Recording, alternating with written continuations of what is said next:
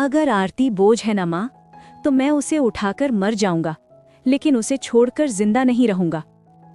विकास की आवाज में न गुस्सा था न चीफ, बल्कि एक अजीब सी ठंडक थी जो सीधे दिल को काटती चली जा रही थी।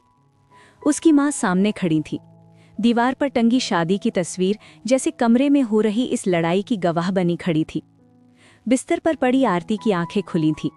आधा शरीर सुन्न था, लेकिन दिल आज बहुत तेज धड़क रहा था।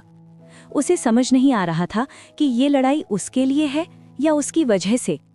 उसकी आंखों के कोने से आंसू फिसल रहे थे, जिन्हें पोंछने की ताकत उसमें नहीं थी, और शायद यही उसकी सबसे बड़ी बेबसी थी।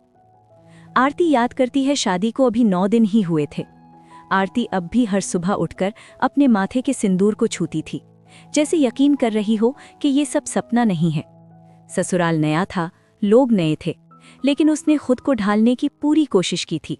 हंसना, झुकना, सहना, सब कुछ उसने सीख लिया था, क्योंकि उसे बताया गया था कि यही एक अच्छी बहू की पहचान होती है। 9वें दिन दोपहर में रसोई में खड़े खड़े अचानक उसके हाथ से चम्मच गिर गया।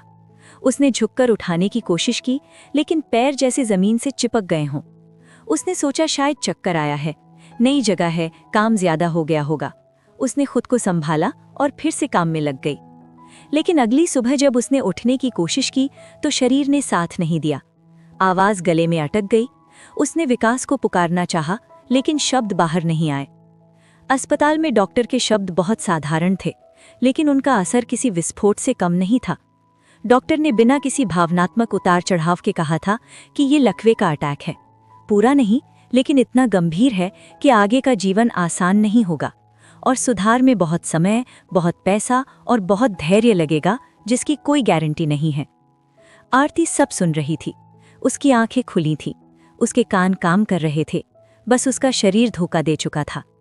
सास का पहला सवाल इलाज को लेकर नहीं था, बल्कि शादी को लेकर था।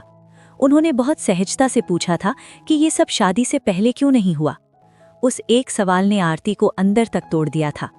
उसे लगा जैसे उसकी बीमारी से ज्यादा उसका अस्तित्व ही सवाल बन गया हो। विकास ने उस दिन कुछ नहीं कहा था।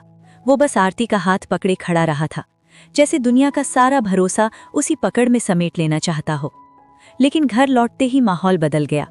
वही घर जो कुछ दिन पहले ढोल नगाड़ों और हंसी से गूंज रहा था, अब फुसफुसाहटों और तानों से भर गया था। कोई कहता कि किस्मत खराब है, कोई कहता कि ये सब बोझ बन जाएगा, और कोई ये भी कह देता कि अभी समय है, सोच लो। आरती बिस्तर पर पड़ी सब सुनती थी। हर शब्द उसके भीतर गहरे उतरता जा रहा था।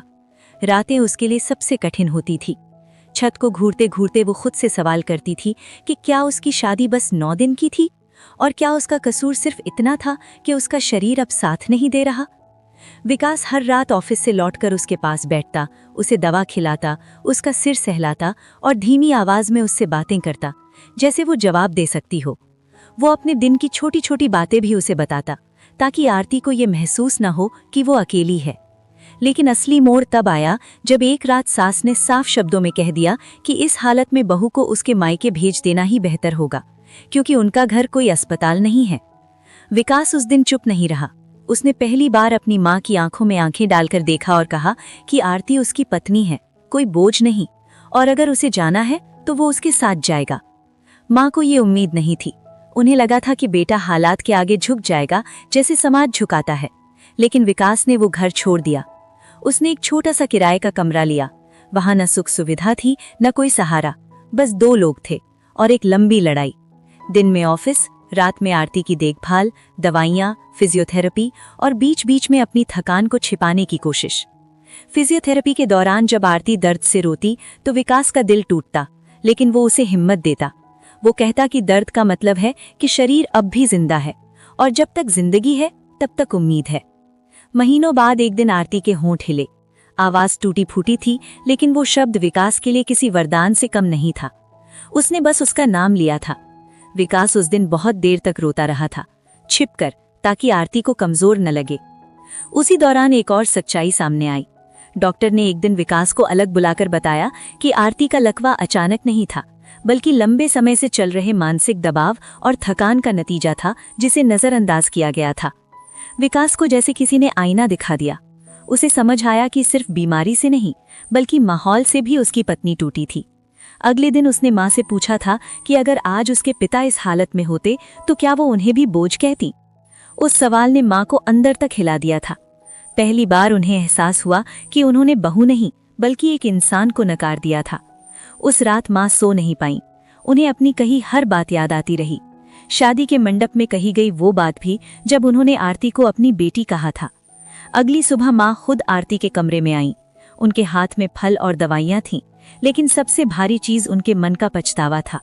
उन्होंने कांपती आवाज में आरती से माफी मांगी और स्वीकार किया कि समाज के डर में उन्होंने इंसानियत खो दी थी। धीरे धीरे उनका व्यवहार बदला।